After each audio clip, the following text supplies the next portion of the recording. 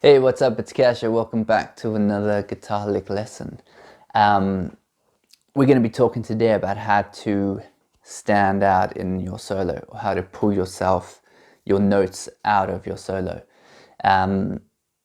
This is really cool because what goes on is normally when guitar players are playing, they'll put their solos just straight into the rhythm and you'll be soloing within the rhythm, trying to play the best notes that you can, but no matter what notes you're choosing, you just can't like capture the listener's ear or get them to, to accent certain things.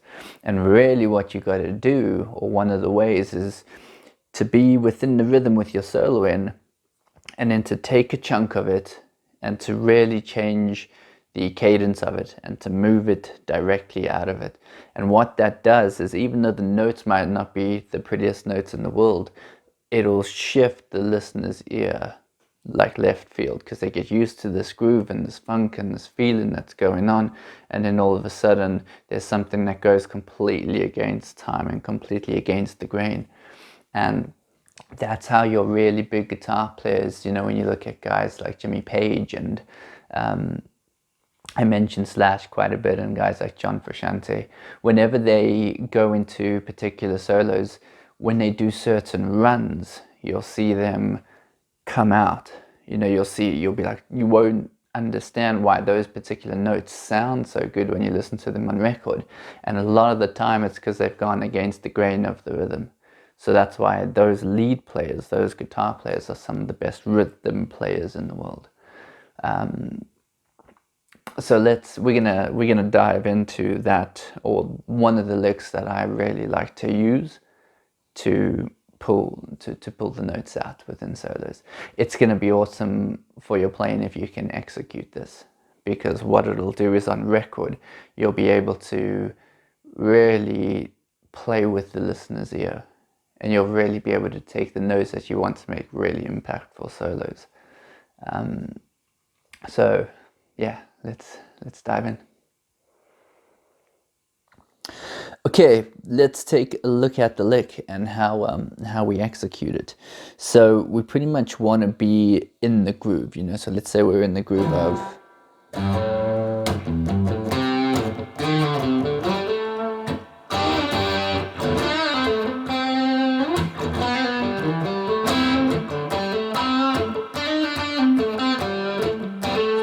So it's like that kind of funk bluesy groove that we're working in there. And then at some point you make the decision and you step out of it. So now it's about taking the notes and not grooving them anymore, but either playing them straight.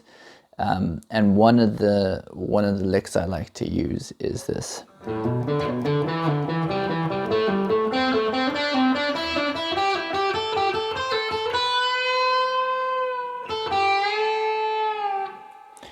It's got that slowly.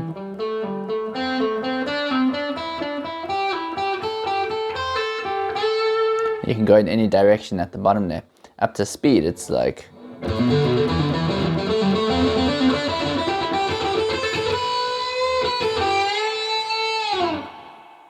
Okay, so if we look at that, we've pretty much got we're on the 5th fret, so the scales that we're in, we're pretty much mixing the two. We're mixing the A blues scale with the E blues scale, yeah. So let's take a look at that slowly. We're going to use the index finger, and we're going to hammer on onto the 7th, from the 5 to the 7th. And then we're going to bounce back pretty much from the 7 to the 5 on the A string.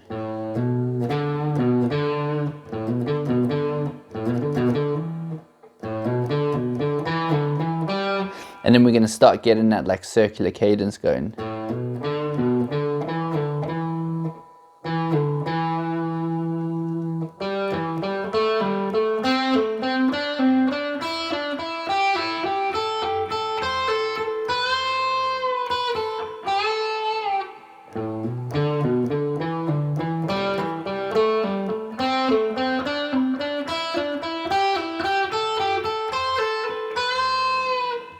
The faster you do it, the more the cadence will change. So when we look at that, That's kind of where we start in it. That kicks us off, and then we're into.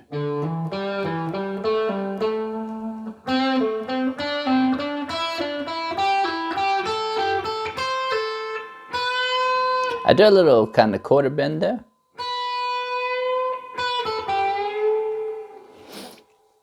And then up to speed.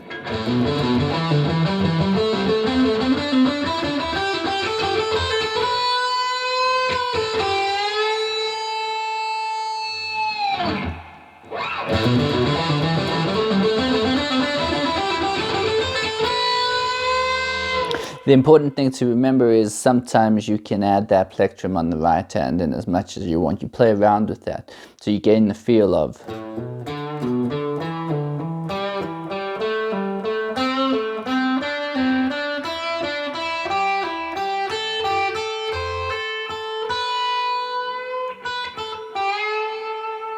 You know, you gain the feel of that, and then you add as much plectrum as you want in.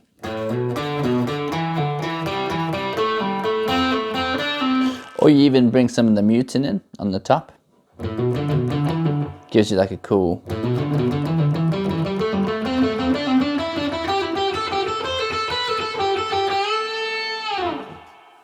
Gives you a really nice sound when you're going into that. So pretty much what we want to do is just use the actual groove.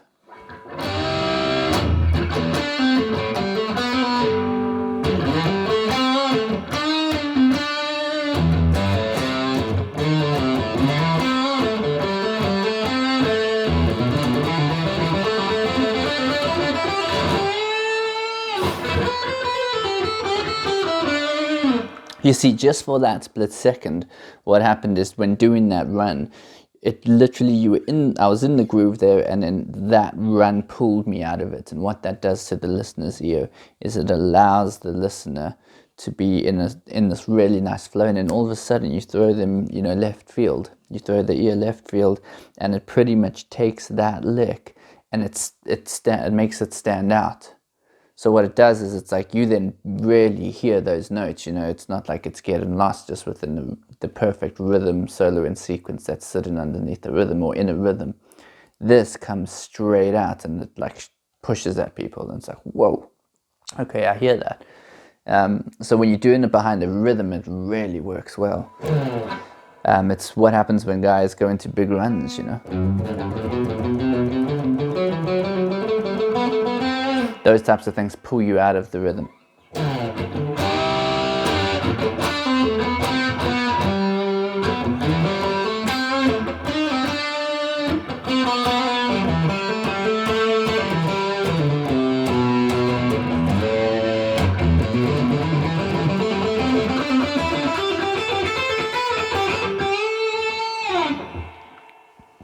Cool, hope that helps.